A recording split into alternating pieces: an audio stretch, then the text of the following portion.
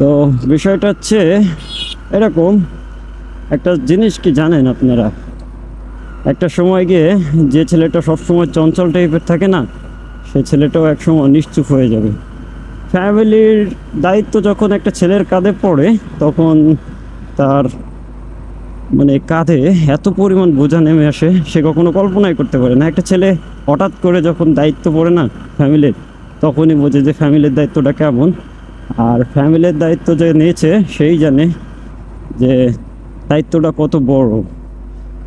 প্রত্যেকটা ছেলে, যেমন একটা মেয়ে যখন প্রথম মা হয়, ফার্স্ট মা হয়, তখন সে কিন্তু মা হওয়ার বিষয়গুলো কিছুই জানে না।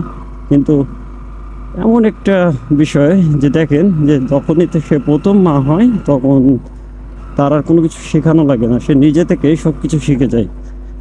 কারণ এর আগে প্রথম যখন একটা মেয়ে স্বাভাবিকভাবে ঘুমায় রাতে, তখন কিন্তু অনেক সময় দেখা যাচ্ছে ঘুমের ভিতরে এদিক থেকে ওদিক, ওদিক থেকে এদিক, মানে এক কথায় যেটা বলে কি, ঘুমানো খারাপ।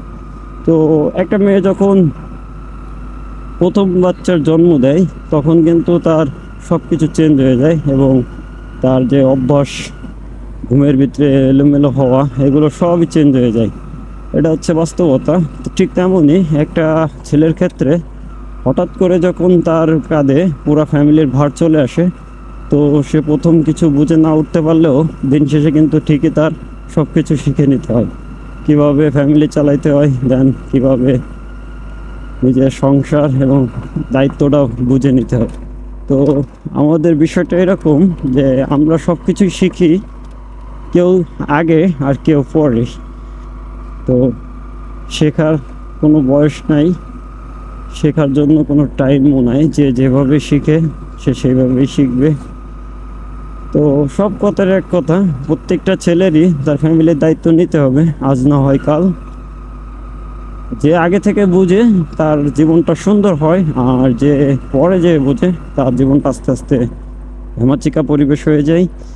তো প্রায় একটা কথা আমি বলি যে আমরা বাস্তবতার সাথে লড়াই করতে এসেছি, এবং বাস্তবতাকে মেনে নিয়ে আমাদের নিজের জীবনযাত্রাকে সুন্দর করে সাজাতে আমাদের নিজেদেরই কষ্ট করতে হবে।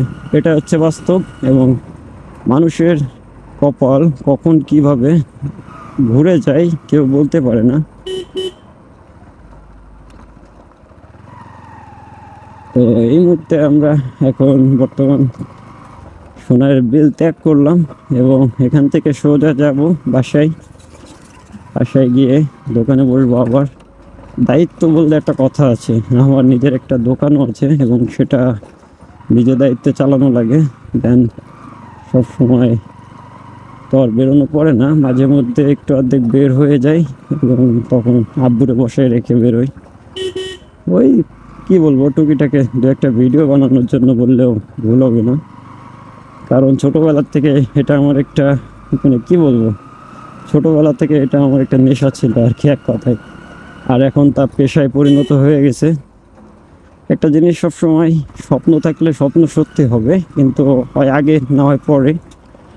কিন্তু কথা হচ্ছে এটা যে শখের বয়সে শখই যদি মেটাইতে না পারলাম, তাহলে আর শখের কি মূল্য থাকলো। আজান চলে।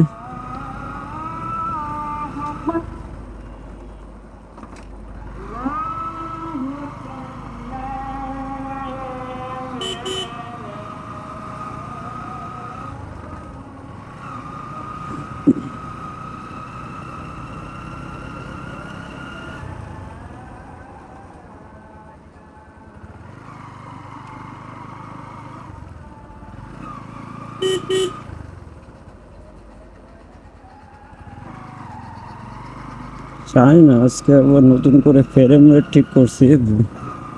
আমার প্রত্যেকটা মানে ভিডিওতে আমি ফ্রেম রেট ভোলায় ফেলাই, কেমনে কি করি আমি নিজেও জানি না। অগোছালো তো, কখনো গোছানো হবো কি না আমি শিওর না, তবে অলওয়েজ টাইম আমি অগোছালোই থাকি।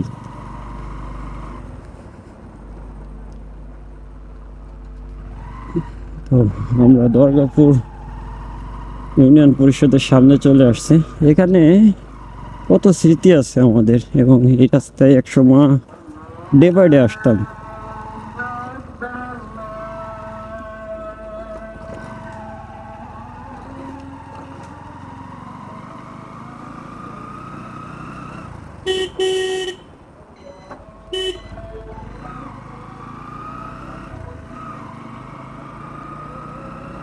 ফেসবুক লোগো, হেলমেটে আমার নিজস্ব পেজ এবং চ্যানেলের লোগোটাই দেওয়া, নিচে ফেসবুক লোগো লাগিয়ে রাখছি এবং পাশাপাশি ফেসবুকের নাম এবং পাশে আমার নিজের হাতেরটা আমি আর উঠাই নাই, এই যে আমার বন্ধু, তো দেখে বলবো আমার বন্ধু, একসাথে পড়াশোনা করছি।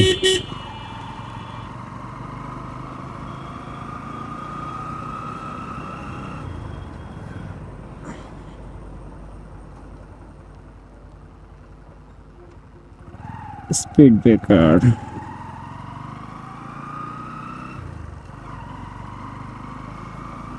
আচ্ছা যাওয়ার সময় আমি এখানে মনে হয় বলছিলাম যে এখানে বিট দেওয়া, আসলে এটা হচ্ছে গ্রাম্য ভাষায় স্পিড ব্রেকারে বিট দিয়ে বলে।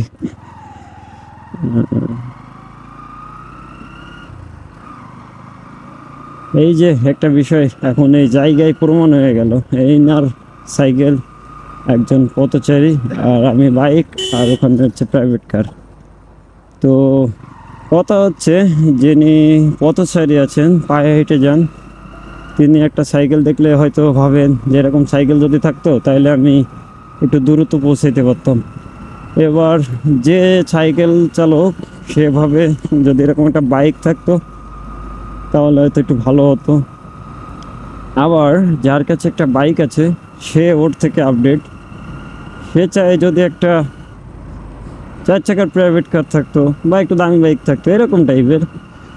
আবার যার কাছে দেখেন প্রাইভেট কার আছে সে ভাবতেছে এর থেকে বড় কিছু, মার্সিডিজ বা অন্য কিছু, অন্য লেভেলে যাইতে চায়। সব মিলিয়ে একটা সময় গিয়ে দাঁড়ায় হচ্ছে যে যে যার জায়গা থেকে কেউ কিন্তু সুখী হয় না, মানে সবাই শুধু এক্সকিউজ যে এটা না এটা, এটা না এটা। এই কারণে আমি মনে করি যার যেটা আছে সে সেটা নিয়ে আলহামদুলিল্লাহ বললে সর্বদাই সুখী হবে সে, কারণ অল্পতে সুখ তো অনেক কিছু পাওয়া যায়, এটাই হচ্ছে বাস্তব। হ্যাঁ, ওকে নদীর পরে কি ফিল নেয় নাকি? যাবি দোকানের দিকে যাবি? ঠিক আছে।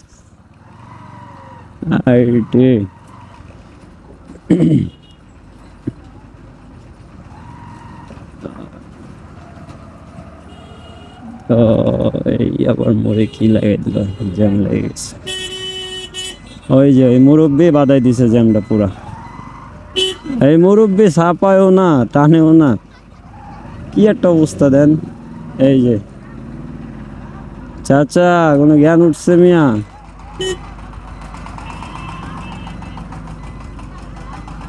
চাচার জ্ঞানে কম উঠছে একটু, কিছু বলার নেই। মুরব্বি কাকা তো, আমি যে একটু ঝাড়ি মারি দিতে চাইছিলাম, বাট কাকা না, বয়স্ক লোকের সাথে কোনো সময় খারাপ ব্যবহার করবেন না। আমি আগেও একদিন একটা কথা বলেছিলাম যে মানুষের বয়স বাড়ার সাথে সাথে মানুষের বুদ্ধিটাও কমে যায়। বয়স যত হবে তখন শিশুর ন্যায় হয়ে যাবে। যখন একটা বাচ্চারে আমরা যেরকম আদর করি না, তো একটা বয়স্ক মানুষকেও ঠিক সেরকমভাবে নিতে হবে, বাচ্চা ভাবে নিতে হবে, এটাই বাস্তব। কারণ বয়স্ক লোক দিন দিন ছোট হয়ে যায়। এই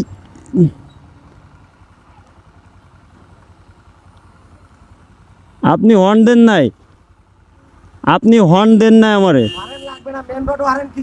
মেন রোড এটা চিপা, এটা আমি হর্ন চাপছি, আমি কিন্তু হর্ন চাপছি, আমি হর্ন চাপছি, আমার হর্ন দেওয়া ছিল। আপনি আরে বাবা কি যায় আসে এটা বড় কথা না, আমি তো আমার সাইডে উঠবো। আপনি এই জায়গা, আমি এই জায়গা, আমার কাছে স্পষ্ট ভিডিও আছে মিয়া। না না না, উনি তো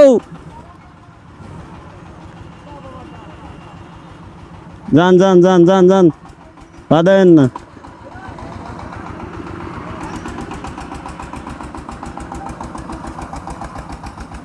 ওঠ,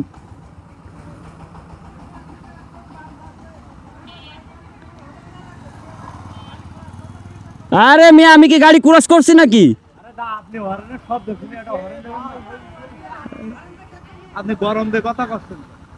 আরে বাবা আপনি তো এই জায়গায় হন্ডার ক্রস করতেছেন নাকি? এ ভাই কিভাবে বুঝাবো ইনারে? শুনেন আমি বলি, শুনেন আমি বলি, শুনেন আমি বলি, আমি মানতেছি, আমি আমি আমার কথাটা, আমি এখানে কিন্তু ক্রস করি নাই, আমি কিন্তু ক্রস করি না। আপনি আমি বরাবর এখান থেকে হর্ন দিয়ে আমি ক্রস করব। ও ভাই, একটা ইজি বাইক যাচ্ছে মনে করো, আমি হর্ন দিচ্ছি, উনি এই পাশটা অপোজিট দিয়ে আসতেছে, আমি হর্ন দিচ্ছি, উনি কোনো হর্ন ছাড়া ঢুকাই দিচ্ছে। এবার আমি মনে করো উঠাই দিই নি, কিন্তু আমি ইজি বাইক ছাড়া পিছু। হ্যাঁ আচ্ছা, আমি ড্রাইভিং লাইসেন্স দিতেছি, সমস্যা নাই। ড্রাইভিং লাইসেন্স আমি ক্রস করছি, আমি কি ক্রস করছি? আমি তো ঢুকাবোই না ওর ভিতর দিয়ে।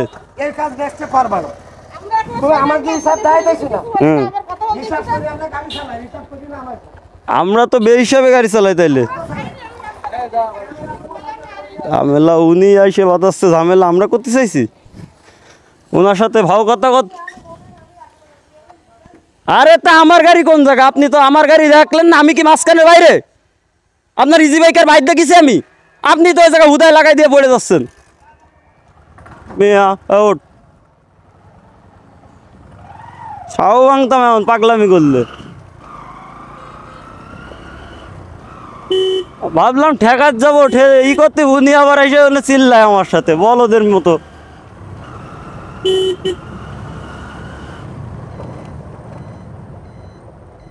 উনি কয় এই যে হাইওয়ে রোড হর্ন লাগে না বলে ওনার। কাকু